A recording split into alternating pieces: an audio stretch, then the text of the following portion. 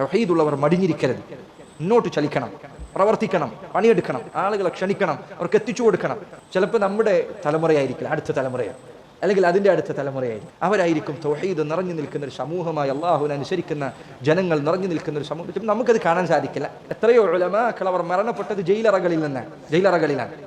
അതല്ലെങ്കിൽ എത്രയോ ഉലമാക്കൾ മരിച്ചത് അവരുടെ ശത്രുക്കളുടെ കൈകളിലെ ആയുധങ്ങൾ കൊണ്ടാണ്. പക്ഷേ അവർ ബാക്കി വെച്ച ദീനിന്റെ പാഠങ്ങൾ, അവരുടെ ഗ്രന്ഥങ്ങൾ, അവരുടെ സംസാരങ്ങൾ, അവരുടെ ശിഷ്യന്മാർ അവർ കൊളുത്തിയ ആ പ്രകാശം അത് മറ്റുള്ളവരിലേക്ക് എത്തിച്ചു. അങ്ങനെ അവർക്കതിൻ്റെ പ്രതിഫലം ഇങ്ങനെ അവരുടെ ഖബറിലേക്ക് ലഭിച്ചുകൊണ്ടിരിക്കുന്നു. ഇഖ്ലാസ് ഉണ്ടെങ്കിൽ. അതുകൊണ്ട് സഹോദരങ്ങളെ, പരലോകത്തേക്ക് രക്ഷപ്പെടാൻ ഏറ്റവും നല്ല അമൽ ഇൽമു പ്രചരിപ്പിക്കലാണ്. ഇൽമിൽ ഏറ്റവും നല്ല ഇൽമു തൗഹീദാണ്. അതുകൊണ്ട് നിങ്ങൾ തൗഹീദ് പ്രചരിപ്പിക്കുക, തൗഹീദ് പറഞ്ഞു കൊടുക്കുക, അതിലേക്ക് ആളുകളെ ക്ഷണിച്ചുകൊണ്ടേയിരിക്കുക. സഹോദരങ്ങളെ, തൗഹീദിലേക്ക് നിങ്ങൾ ഈ തെളിവുകൾ മുഖേന ക്ഷണിക്കുക. അതിൻ്റെ ബറക്കത്ത് നിങ്ങൾക്ക് കാണാൻ സാധിക്കും. ജനങ്ങൾ മാറും. ഈ കിതാബ് തന്നെ, ഈ ഗ്രന്ഥം തന്നെ അതിന് വലിയ അടയാളമാണ്. ഒരു രാജ്യം ഒന്നടങ്കം തൗഹീദിന്റെ നാടായി മാറുന്നതിന് സഹായകമായ ഗ്രന്ഥമാണിത്.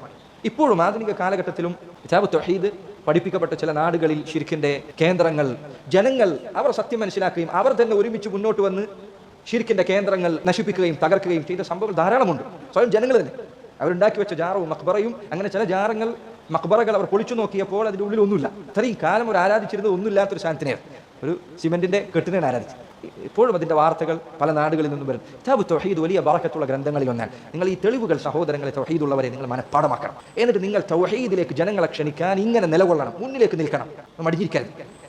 അതിനുവേണ്ടി നമ്മുടെ സമയവും സന്ദർഭവും മാറ്റിവെക്കും. കുറച്ചു കാലം മുൻപ് വരെ അത് ഈ നാട്ടിൽ വളരെ പ്രകടമായിരുന്നു. പക്ഷേ പിന്നീട് ഇപ്പോൾ സഹോദരൻ, പലപ്പോഴും ആളുകൾ സങ്കടമുണ്ടാക്കുന്ന കാര്യങ്ങളിലൊന്ന്, തൗഹീദുള്ളവർ, അത് മനുഷ്യത്തിന് വില മനസ്സിലായ ആളുകൾ, അവർ പലപ്പോഴും മറ്റു പല തർക്കങ്ങളിലുമാണ്, അനാവശ്യമായ വിഷയങ്ങളിലാണ്. അത് തർക്കിച്ചും ഗ്രൂപ്പുകളിൽ കയറിയും 100-200 മെസ്സേജ് കേട്ടത് പിന്നെയും കേട്ട് അത് ക്ലിപ്പാക്കിയും. അത് സഹോദരങ്ങളെ, നിന്റെ സമയം ബലപ്പെട്ടതാണ്, നഷ്ടപ്പെടുത്താതിരിക്കുക.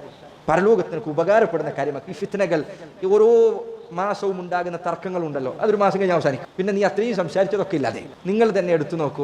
ഒരു വർഷം മുൻപ് വരെ നിങ്ങൾ വലിയ വിഷയമായി കൊണ്ടുവരുന്ന കാര്യങ്ങൾ പറയുന്നുണ്ടോ? ഇല്ല, അതൊക്കെ പോയി.